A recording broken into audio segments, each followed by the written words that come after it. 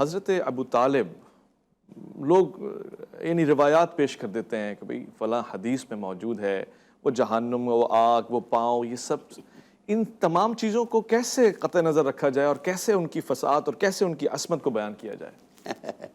حضرت ابو طالب علیہ السلام والا معاملہ جو ہے وہ تو طے ہو چکا ہے. الحمدللہ فقیر نے 12,500 صفحات پر ان کی حرمت کا تصور پیش کیا ہے، اور وہ بھی قرآن کی آیات کی روشنی میں.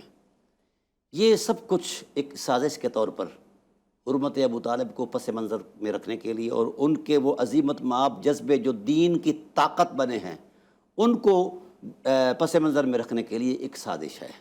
اس کے علاوہ اس کی کوئی دینی، اخلاقی، روحانی حقیقت نہیں ہے.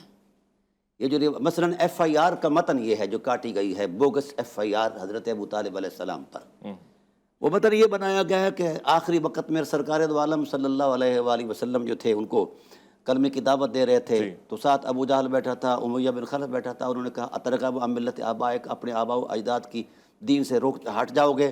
تو انہوں نے کہا نہیں، انا ملت علی آبائی، اپنے آبا و اجداد کے ملت پر ہوں وغیرہ. تو حضور نے کہا کہ میں جناب والا آپ کے لیے دعائے مغفرت کرتا رہوں گا جب تک کہ میں روک نہیں دیا جاتا. یہ اس ایف آئی آر کا متن ہے. پھر آیت آگئی جی نبی کی شان کے لائق ہی نہیں ہے کہ جناب نبی کسی مشرک کے لیے دعا مغفرت کرے گا اس کا قریبی ہی کیوں نہ ہو.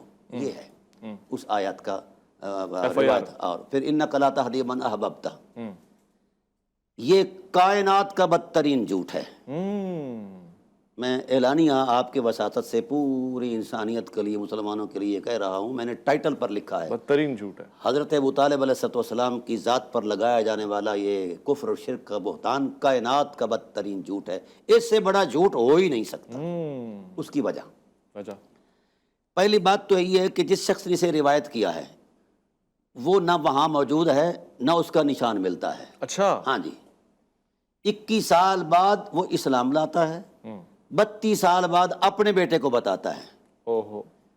دو جو آیتیں ملائی ہیں اس میں، دونوں آیتوں کے نزول کے درمیان 14 سال کا فاصلہ ہے. شان نزول ہی الگ ہے. ہاں، شان نزول، دونوں کا شان نزول ہی الگ ہے. اللہ اکبر. نہ محل کلام الہی میں چیز مقصود ہے، اور نہ نظم نسق کے اندر یہ چیز موجود ہے، نہ ربط کلام الہی میں کوئی ایسا چیزیں مقصود ہے. یہ روایتیں گڑی ہوئیں، جوڑی گئیں اور ان کے ساتھ نتھی کر دی گئی. اب میں آپ سے عرض کرتا ہوں 10 سن نبوی تک یہ جو سلسلہ بنا ہے، 10 سن نبوی کو جناب ابو طالب علیہ السلام کا وصال ہوتا ہے. اب 10 سن نبوی کو وصال ہو جاتا ہے، وہاں یہ ایف آئی آر بنائی جاتی ہے. ٹھیک ہے. حیرت ہے، ابھی نزول قرآن کو، اس آیت کو جس سے متعلق جوڑی گئی ہے، اس کو ابھی 13 سال باقی ہیں. اللہ اکبر. ٹھیک ہے. 13 سال بعد، اور پھر جس کنٹیسٹ میں وہ نازل ہوئی ہے وہ بڑا عجیب ہے. وہ کفار مکہ کی بدعہدیوں پر سوشل بائیکاٹ کے کنٹیسٹ میں نازل کی گئی ہے کہ بھائی یہ بدعہد ہو گئے ہیں، اب نقص امن پیدا کرتے ہیں، ان سے جناب والا بیزاری کا اعلان کر دو. اور یہ اللہ کے غضب کا اظہار ہے. اس کا آغاز بھی بغیر بسم اللہ کے ہے. اس صورت کا ہر صورت کے شروع میں بسم اللہ اس کے اندر نہیں ہے. فرمایا براۃ من اللہ ورسولہ. آگے ہے وَإِن نَكَثُوا أَيْمَانَهُم مِّن بَعْدِ عَهْدِهِمْ وَطَعَنُوا فِي دِينِكُمْ فَقَاتِلُوا أَئِمَّةَ الْكُفْرِ إِنَّهُمْ لَا إِيمَانَ لَهُمْ لَعَلَّهُمْ يَنتَهُونَ. بدعہد کا کوئی عہد و پیمان نہیں ہے، کوئی معاہدہ نہیں ہے. تو اس تسلسل کو بیان کرتے ہوئے پھر آگے چلے گئے کہ ان کے لیے کوئی بھی ہمدردی کا جذبہ محبوب آپ کے دل میں نہیں ہونا چاہیے کیونکہ بدعہد ہیں. اب نازل ہوا ہے یہ 9 سن ہجری کے بعد، غزوہ تبوک کے بعد. وقوع ہے وفات ابی طالب کا 10 سن نبوی کا، درمیان میں 12.5 سال، پونے 13 سال کا فاصلہ ہے. اور جو دوسری آیت جوڑی گئی ہے وہ 7 سن نبوی سے پہلے، یعنی 6 سن نبوی کو، ہجری نبوی کو. اچھا. ہاں، پہلے سورہ حجر نازل ہوئی، پھر اس کے بعد یہ نازل ہوئی، سورہ انعام کے بعد یہ نازل ہوئی. اور ڈرامہ دیکھو کہ اس کا مطلب اور مدعا کچھ اور ہے. کسی آنے والے سفیر کو آپ نے دعوت دی تو اس نے کہا کہ میں کسی قوم کا سفیر ہوں، مشورہ کر کے پھر اسلام قبول کروں گا. تو اللہ تعالیٰ کی ذات نے اس کے جواب میں یہ فرمایا انک لا تہدی من احببت. وہاں سفیر کو اٹھایا، حضرت ابو طالب علیہ السلام کو جڑ دیا ہے. یہ قیامت خیز مناظر ہے. نہیں ہدایت دے سکتے، وہاں کا جملہ وہاں جوڑ دی. ہاں، ہمیں یہ ڈرایا جاتا ہے کہ فلاں امام یہ کہتا ہے، فلاں امام یہ کہتا ہے، فلاں امام. ہمیں اماموں سے ڈرایا جاتا ہے. نصوص قرآن کے مد مقابل کسی امام کی کیا حیثیت ہے؟ اللہ اکبر. جب نصوص قرآن نہیں اس محل کو قبول اور پھر ان کا کردار، یعنی حضرت ابو طالب علیہ السلام کا کردار. مثلا اس سے پہلی آیت ہے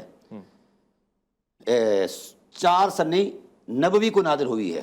فَاصْدَعْ بِمَا تُؤْمَرُ وَأَعْرِضْ عَنِ الْمُشْرِكِينَ.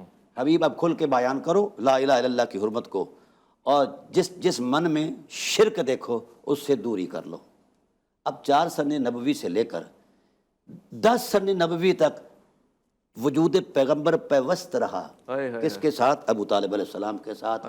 تو خدا کو اتنا ہی نہیں چیتایا کہ یار یہ بھی مشرک ہے. اللہ اکبر. اور پھر اس سے بڑی بات یہ توبہ کرے امت. اگر میں قاضی ہوتا تو شاید ان کے قتل کا فتویٰ دیتا. اللہ اکبر. اتنی بڑی حرمت کو پامال کرتے ہیں.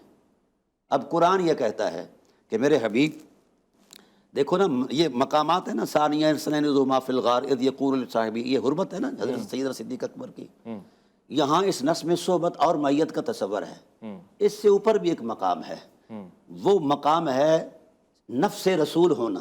وَأَنفُسَنَا وَأَنفُسَكُمْ. اس سے اوپر بھی ایک مقام ہے، وہ یہ ہے کہ میرے حبیب لوگ صحبت اختیار کر کے صحابی کے ٹائٹل میں آتے ہیں. بھئی جو حضور کی صحبت اختیار کرے وہ صحابی، اور جس کی صحبت میں خود مصطفیٰ 50 سال رہیں، اللہ اکبر، وہ کیا ہوگا؟ اچھا اب قرآن کریم نے، سبحان اللہ. ہو سکتا ہے کہ کوئی شخص یہ کہے کہ میری جذباتی کلمات ہیں، یہ فرط عقیدت ہے. ایسا نہیں. تحقیق کا طالب علم ہر چیز جانچ کر. اچھا. ہاں ایسی نہیں ہے. الحمدللہ پورے روئے زمین پر اب یہ پھیلاؤ ہے اور ان سے ابو طالب علیہ السلام ہو رہے ہیں. میں حیرت زدہ ہوں. قرآن کہتا ہے کہ اے حبیب الم یجد کا یتیمن فآویٰ. سبحان اللہ. چونکہ اہل سنت ہوں اور میں یہی مطالعہ کرتا ہوں اہل سنت کی تفاسیر کا، احادیث کا وغیرہ. جی. میں نے 1200 سے زائد تفاسیر دیکھی اس کنٹیسٹ میں، تو کسی کو سوائے ابو طالب کے اس آیت کا اور معنی نہیں ملا. پر جس معنی کے تصور میں پیش کیا گیا کہ آوا جو ہے اس کا اصل مصدر کیا ہے؟ آوا کا اصل مصدر ہے الایوا. اس کا معنی ہے اے زمہ کا الا امی کا ابی طالبن. حبیب ہم نے آپ کو آپ کے عام میں زم کر دیا ہے. صحبت کہاں ہے یار؟ ضمیت کہاں ہے؟ اس لیے مجھ پہ لوگ مجھ سے سوال کرتے ہیں عالم اسلام سے بڑے بڑے سکالر، کیا آپ ابو طالب کو صحابی کہتے ہو؟ میں کہتا ہوں نہیں کہتا. کہتے ہو کیوں نہیں کہتا؟ میں نے کہتا کہ صحابیت اگر سے بڑا مرتبہ ہے، پھر بھی اس مرتبے ہونے بڑے ہونے کے باوجود قد ابو طالب سے صحابیت بہت چھوٹی ہے.